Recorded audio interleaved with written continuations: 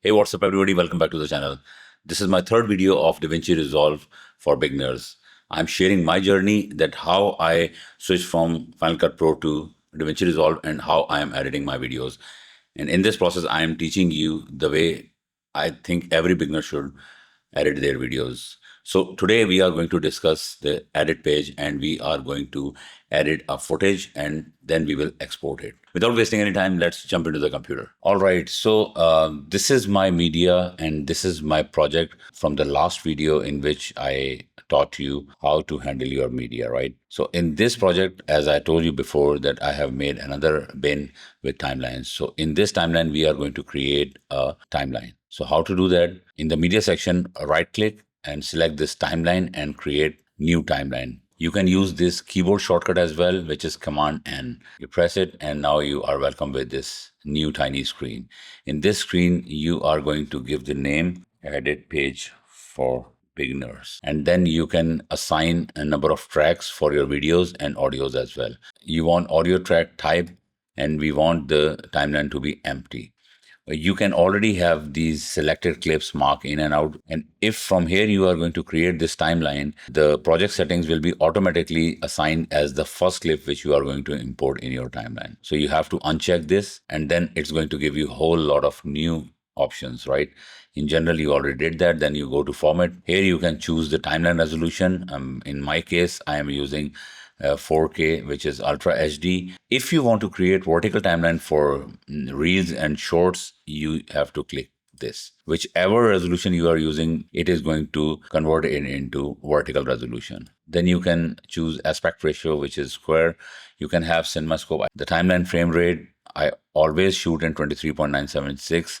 If you are not shooting in that, you can change to this. Then scale entire image to fit. If you are importing any image, you don't have to do it every single time. You already assign it. Then monitor. Monitor is the playback. In which resolution your video should playback. The higher it will be, the more processing power it will need. Output.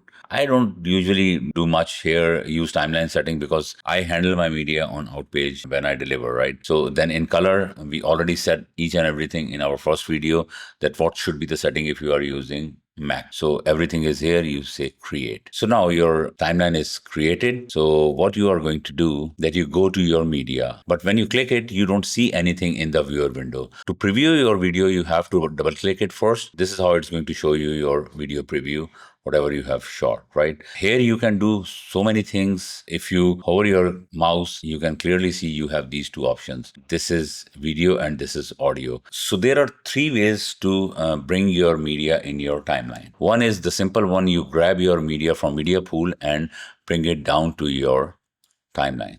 You see there are two files. One is your video and one is your audio. These are attached in DaVinci Resolve. It shows them separately, right? There are some scenarios in which you don't need your video with the sound or you just need your audio, not the video. So to handle that, we just delete it and we double click it and we go back to our preview.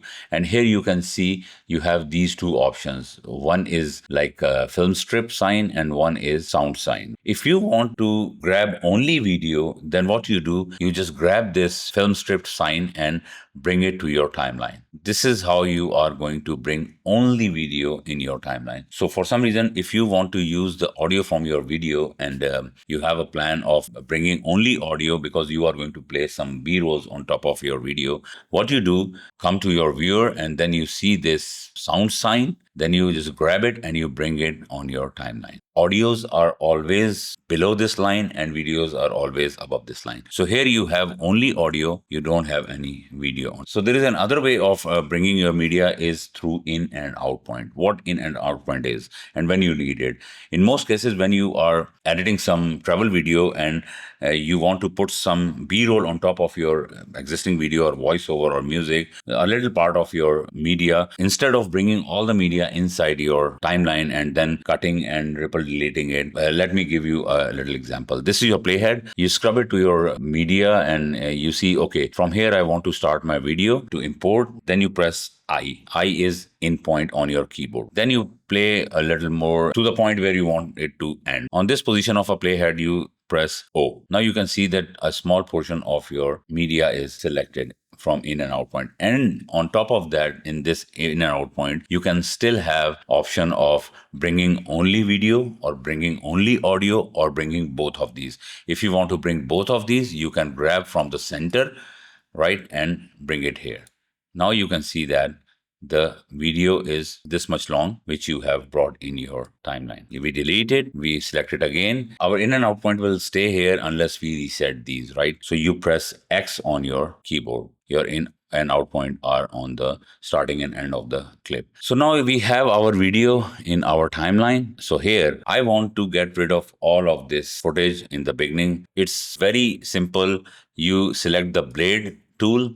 This is the blade tool, and you bring it to your timeline. Whichever area you want to delete, you just delete it. If I want to delete this, then this, then this, then this, then this area, right? This is I used to do in the beginning when I started using DaVinci Resolve. Now what you do, you select A to go back to the select tool. And if you want to select the blade tool, you press B. For any of these tools, if you want to know the keyboard shortcut, you just hover your mouse on the top of it. It will show you the keyboard shortcut. So now what you do, you press this command button and start selecting these clips which you think these are the quiet part of your video. Let's get rid of this. And you press delete button on your keyboard. It's not magnetic timeline. You have all the gaps in your timeline. So to get rid of all of these blank parts and delete all these gaps, we go to edit, and here we have delete gaps. The keyboard shortcut is Command G. You don't have to open this menu every single time. While staying on your timeline, you just press Command G. Everything is very nicely organized. All the clips join, all the gaps are gone, and you have very nice and clean timeline. But you know, there are so many things in these talking videos where we want to keep cutting and keep adding stuff and things like that. So this gets very tedious. So there is another way of doing it by using few keyboard shortcuts. I don't know if these shortcuts were already there or I have customized my keyboard shortcuts, because I did some customization to my keyboard shortcuts, but I did it in very beginning. Now I don't remember exactly what it is, right? So these are Q, W, and S. You see, when I press S, it's going to use as a blade tool. So for instance, if I want to delete this gap, what I'm going to do with keyboard shortcut, it's very easy now. On the end of my talking, I press S and then I scroll to the starting point of my next talking, right? Then if I again press S, then I'm on the same position. I delete it, then I go back to Command G, and I don't want to do that. I want a very quick way of getting rid of this useless piece of footage. So what I do, I press here Q. What Q will do, it is going to delete from the starting playhead, right? Q, you see the beginning portion before my playhead is gone. It's like deleted, and now I have clear timeline. I'm ending here and then I'm starting. Let's do it on other way. Let's say now I want to delete the portion of video which is ahead of my playhead. In that case, I will press W. You see the footage which was ahead of my playhead has been deleted and the gap is gone. This is how I edit my videos so fast. There are some ways of scrolling your playhead through your timeline. You can see that I have to grab it with my mouse key and I'm just scrolling it back and forth on my desired place of the timeline. And my timeline is quite zoomed out, so I don't see much gap between my talkings. So there are a couple of ways of doing it.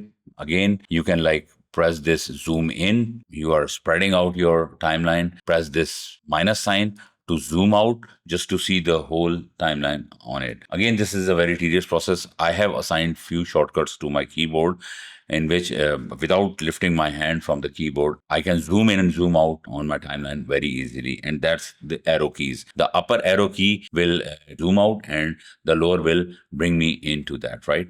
So this is how it's very easy. And the forward key and backward key, every single time when I press, they go frame by frame. So this was the basic of how to handle our timeline. So what we do, let's bring in our screen recording from last video. So as you see, you must be thinking that why I have this gap in between first video track and the audio track is empty, because this first audio track is for this first video track, because we have this video on second video track, so our audio is also on the second one. So now you can see that we don't see our screen recording. All you see is myself. So what we do, we go to inspector. If your inspector is not open, you go on the right side, you press this inspector, and this inspector do a lot of things. If we are selecting this footage, whatever we will do in this inspector is going to apply on this footage. This is the zoom. This is how you increase or decrease the size of your footage. You can position it to X and Y axis.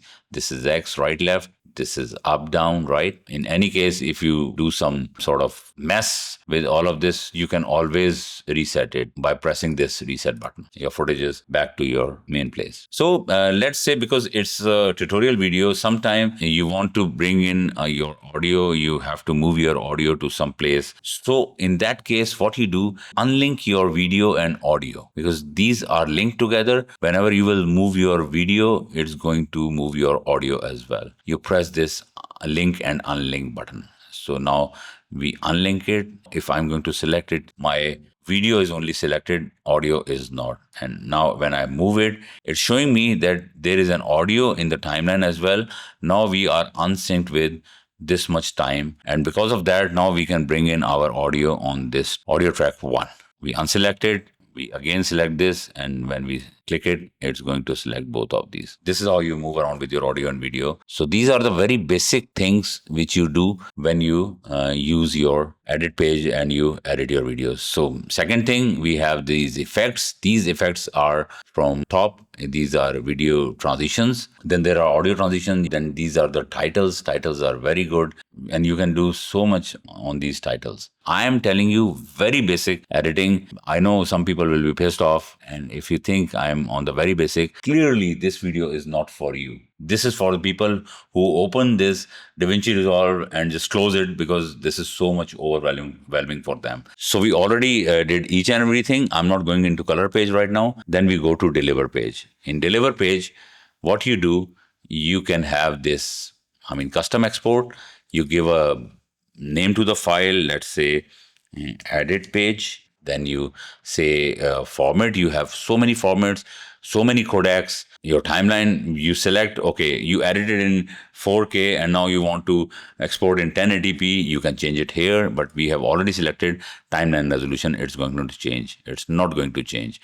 Then quality, automatic, and we can restrict it to 48,000. Set everything. Your timeline is there. We press this add to render queue. You have to go another step. And what step is this? You go to the right side of the window. Here you see render queue. And in render queue, you press render.